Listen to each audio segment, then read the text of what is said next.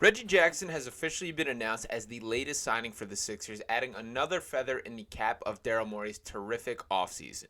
He recently opened up reporters about his relationship with Paul George and another notable Sixer for why the reason that he did come to the Philadelphia 76ers. So when asked the reason for why specifically, I was a little surprised by his answer. And to dive into it fully, said first up for Jackson, what led him to choose the Sixers? That guy, he said with a smile pointing at Andre Drummond. Being around familiar faces, getting to come back, it's definitely great to play with Andre again and Paul George. The deck looks pretty full, so that was a big part of my choice, and just an opportunity to do something special. Jackson and Drummond were Pistons teammates from February of 2015 through February of 2020. That's my brother, so it makes it easy, Jackson said. We've stayed in touch ever since our Detroit days. He knows my highs and lows. Same here. My family is connected, so I was excited to get to play with Andre again, and hopefully the connection looks well on the court. So I'm very happy with the Andre Drummond addition as well as the Reggie Jackson addition, but did not realize quite the tie between these two. That Drummond is a guy who probably is the happiest of all the free agents to be back in Philadelphia, which is a little bit funny to me just in what high regard he views the city, and the city seems to view him considering he was really only here for half a season.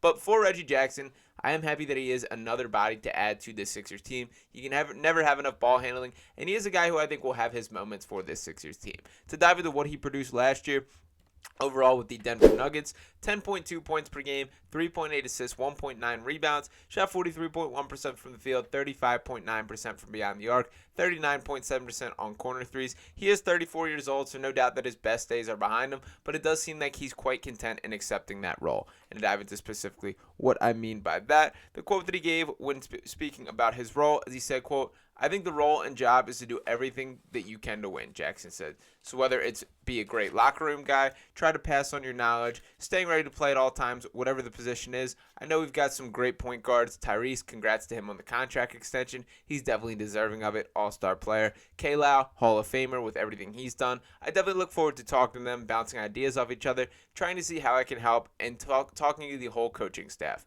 My mindset is just to come in and do whatever it takes. Playing, cheering on, just trying to be a great teammate and enjoying the process. That's the fun part about getting older in this game is you start enjoying the process more. Just try to help us be a great team and just do everything I can to find ways to win.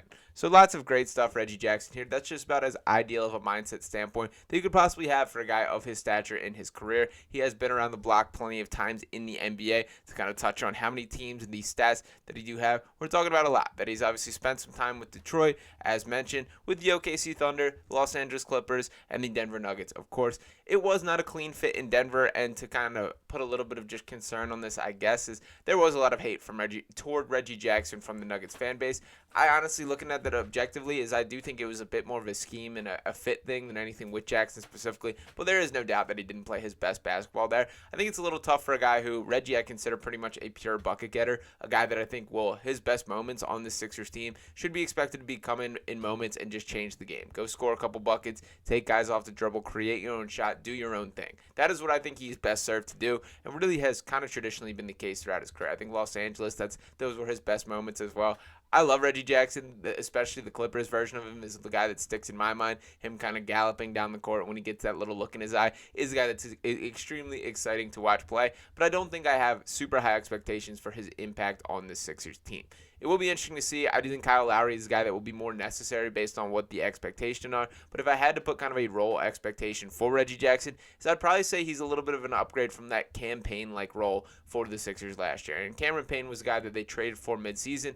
Did not have much expectation for overall, but he swung a couple games for him, even in the playoffs, having those big moments that Reggie is battle-tested. He has played in some big games, some postseason matchups, so that is all great to have. And to look at the Sixers depth chart overall, Sneaky gotten deep pretty quick. That at the guard positions, we're talking about Tyrese Maxey, Kyle Lowry, Reggie Jackson, Jeff Doughton Jr. on a two-way. The shooting guard spot, Kelly Oubre Jr., Eric Gordon, and Jared McCain. Jared McCain, I'm very interested to see how he fits into this puzzle overall. I will say I continue to go back and watch some more Duke tape, and the more that I watch him, the more that I believe in this kid, and I would like to at least see him get some sort of opportunity this year.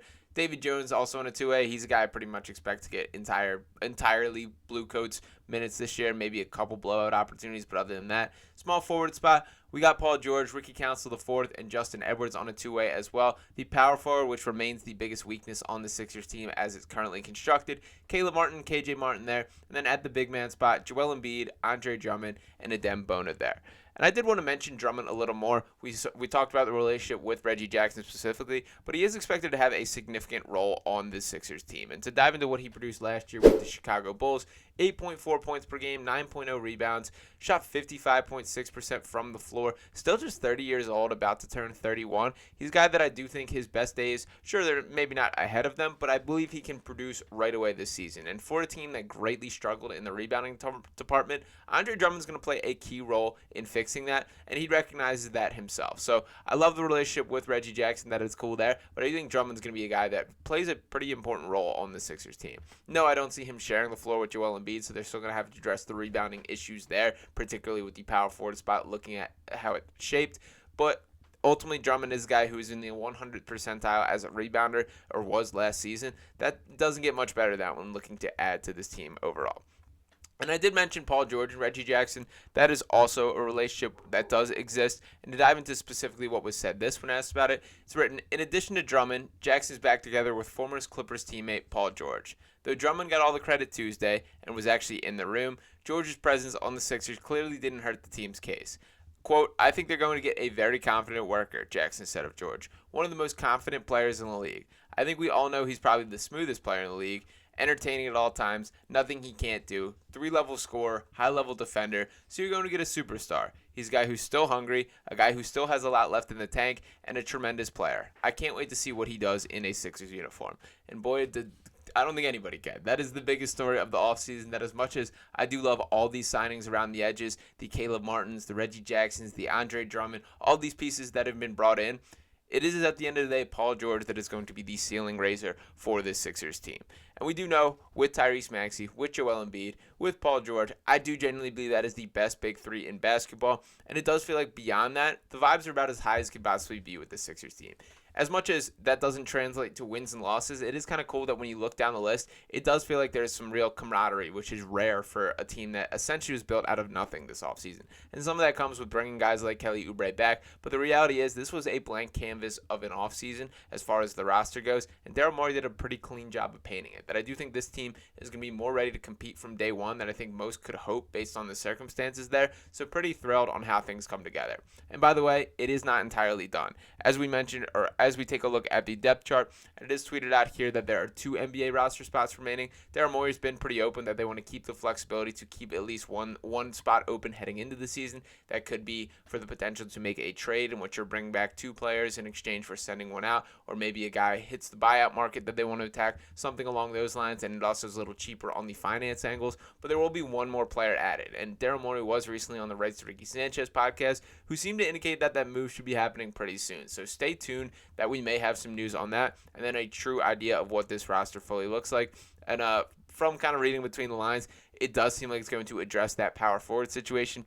Feels like they kind of are debating internally whether they do need to add another big man to kind of play over Adem Bono, or they do believe he could hang and be that backup center on the nights in which Joel Embiid cannot play, or if they do need a body there. I think ideally they're going to look at a player that kind of can do both, could play a little 5 during those nights, and hopefully can share the floor with Joel Embiid. That certainly would be my preference. It has gotten a little bit slim pickings in the free agent market, but I do think that in general, compared to most years, it's probably pretty decent options compared to what is still available. That's been one of the effects of the CBAs. There's a lot of teams kind of having the staring contest, and we know a lot of rosters are fairly set at this point. So ultimately, there will be at least one more move for the Sixers team this offseason, and we do know Daryl Morey that he's never going to stop with the negotiations or big game hunting, as they say. So don't worry, there's plenty more to break down. I do think we'll have some more Sixers news from a roster standpoint, at least one more signing to go down, but very happy that Reggie Jackson seems as happy as he is to be in Philadelphia. Shout out to Andre Drummond for being the guy to kind of link them up and sell him on the vision, I believe. And as Reggie said, there's a chance to do something special this season. So very happy that that is the case. Hope that all comes to fruition on the court, but I will be here to break things down every step of the way right here on Sixers Digest. So if you have not already, make sure you are smashing that subscribe button, dropping a like on this video and your comments below, and I'll be talking with you next time. Peace.